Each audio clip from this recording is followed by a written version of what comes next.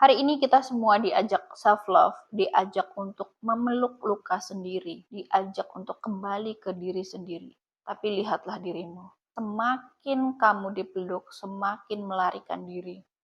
Karena self love itu bukanlah sebuah cinta, tapi adalah sebuah pembenaran untuk menunda perubahan. Atau bisa jadi itu adalah ajang untuk lari dari tanggung jawab.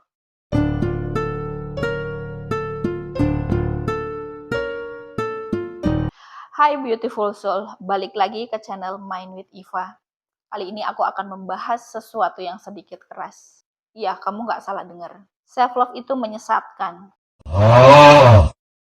Ya, karena hari ini banyak banget yang menggunakan label self love untuk melarikan diri dari tanggung jawab.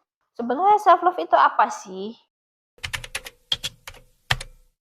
Pertama, self love itu bukan hal untuk menye-menye atau kita pengen nyaman-nyamanan. Justru mencintai diri sendiri adalah sebuah bentuk kedisiplinan yang selama ini tidak terjadi di diri kita. Disiplin untuk tidur cukup, nggak scrolling terus-menerus sampai tengah malam. Disiplin untuk olahraga yang tadinya makan, rebahan. Disiplin kerja walau males-malesan. Disiplin healing walaupun rasanya sakit banget. Disiplin untuk tidak depresi, disiplin untuk melakukan hal-hal yang sebetulnya sama sekali tidak membuat kita enak, sama sekali tidak membuat kita nyaman. Contohnya, inner work, shadow work itu kan hal-hal yang benar-benar membuat kita justru menjadi takut. Masuk ke dalam hutan belantara yang ada di dalam diri kita itu sangat sunyi, yang mana banyak sekali orang yang nggak mau kesunyian itu. Kalau self love itu cuma sekedar spa, ke klinik kecantikan, ke salon, nonton Netflix, ngasih reward terus, sebetulnya itu bukan self love sejati ya. Karena memang pada intinya self love itu adalah masuk ke dalam diri sendiri, memeluk luka-luka yang ada di dalam diri kita untuk disembuhkan. Kalau yang tadi disebut di atas adalah ya kita sebetulnya self neglect. Self neglect yang dibungkus sama permen yang indah-indah, yang manis-manis gitu.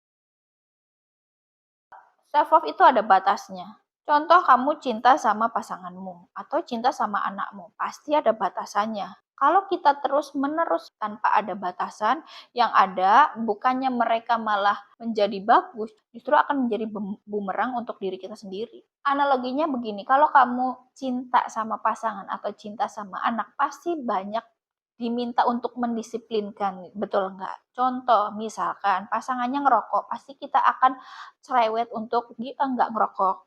Terus kalau sayang sama anak kita, diajarin toilet training, diajarin untuk bangun pagi, disiplin bangun pagi, itu kan bentuk sebuah kasih sayang. Tapi apakah itu enak buat anaknya? Enggak, sama sekali nggak enak. Itu sama aja ketika kita mencintai diri sendiri ya sebetulnya itu.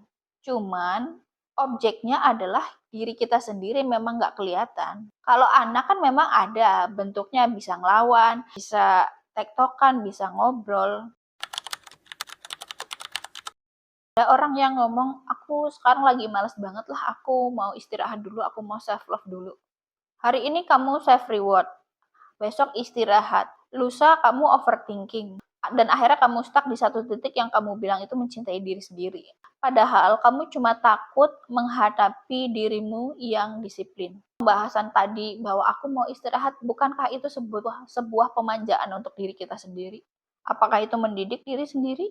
Self love itu bukan berarti memaafkan semua kekacauan. Self love sejati berarti kita cukup peduli pada diri kita sendiri untuk tidak membiarkan diri kita hancur pelan-pelan. Mungkin ya kalau kita kaitkan sama R.A. Kartini yang habis gelap terbitlah terang, mungkin itu. Ya, kebiasaan buruk kita berubah menjadi kebiasaan yang jauh lebih sehat dan yang jauh lebih baik, itu namanya self love. Artinya kan ada effort kita di situ, bukan hanya kita layeh-layeh. Kalau kamu cukup tersentil dengan video ini, silahkan like, comment, dan subscribe. Silahkan komen di bawah apa yang menurut kamu itu adalah kebiasaan self-love, padahal itu bukan self-love. Ingat ya, self-love itu bukan manja, tapi membangun. Bukan hanya menerima dirimu apa adanya, tapi memperjuangkan dirimu menjadi versi terbaik dirimu.